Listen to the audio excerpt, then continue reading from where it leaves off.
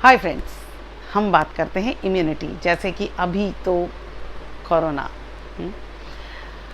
Corona तो अभी कुछ महीनों पहले आया है। उससे पहले भी बहुत सारी बीमारियां आती चली गई। क्या हम ये बात जानते हैं कि कोरोना या कोई वायरस या कोई बीमारी कैसे हमें अफेक्ट करती है? बीइंग अ नेचुरोपैथ, मैं आपको ये बताना चाहूँगी, हमारी बॉडी एक फ्रीक्वेंसी पर चलती है। एक और साधारण एग्जांपल देती हूँ, फ़ैन, ठीक है?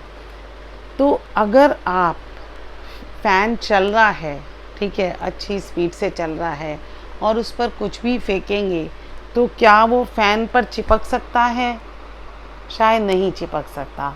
और जितनी ज़्यादा रुका हुआ फ़ैन होगा उस पर आप कुछ भी चिपकाइए, ठीक है।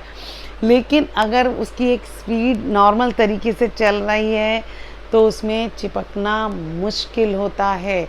हमेशा देखिएगा, रुका हुआ फ़ैन होता है उस पर ही मिट्टी ज़्यादा जमती है। चलते हुए फ़ैन पर कभी मिट्टी उसी स्पीड से नहीं जमती। तो जब ये फ्रीक्वेंसी की बात करें, है ना, ये फ्रीक्वेंसी है जिस पर ये फ़ैन दौड़ रहा है।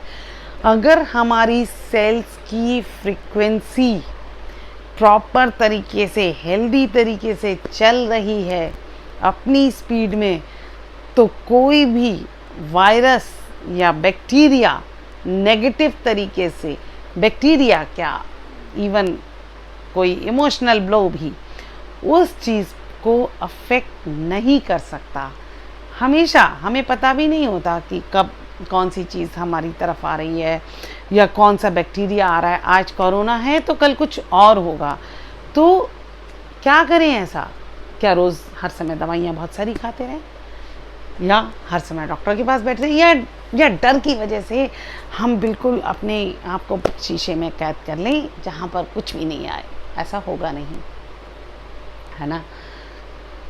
अगर मैं बहुत ही गहरे रूप में जाऊं तो जो हमारी सेल्स हैं उनका भी ओरिजिन कहीं बैक्टीरिया से ही हुआ है। प्रोकैरियोट्स थे हमारे पूर्वज। हमारे पूर्वज बंदर नहीं, प्रोकैरियोट्स थे। बिल्कुल हम बेसिक उसमें जाएं तो प्रोकैरियोट्स हमारे पूर्वज थे। तो वो जो प्रोकैरियोट्स हैं वो आज भी हमसे ज़्यादा पावरफुल हैं।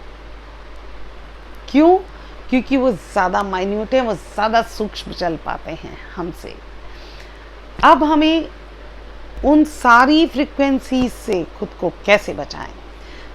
उसका सबसे पहला तरीका है हमारी बॉडी का इनर सिस्टम हार्मनी में चले, है ना।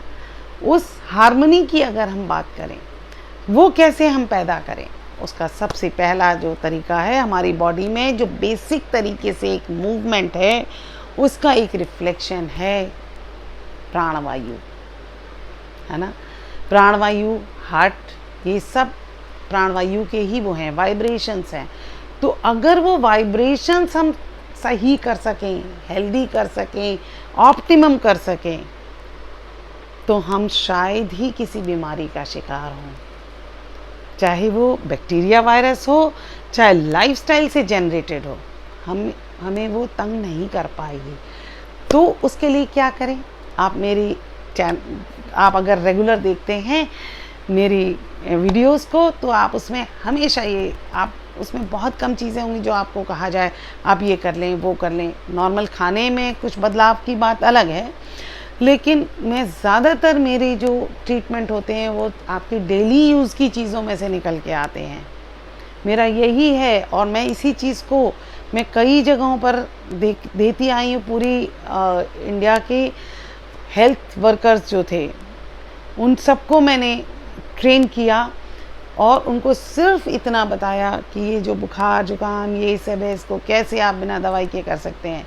उसी तरीके से बड़ी से बड़ी बीमारी, अगर हमारे एनर्जी सेंटर्स ब्लॉक्ड नहीं हैं, वो पूरी तरह से खुले हुए हैं, चैनल्स पूरी तरह से खुले हुए हैं, हमारा माइंड ट्रैंक्विल है, तो हमारा बीमार पड़ने का, इन्फेक्शन पकड़ने का चांस बहुत कम हो जाता है। तो इम्यूनिटी के मूल मंत्र क्या है? सबसे पहले हमारा इमोशनल हाइजीन, उसके बाद है हमारा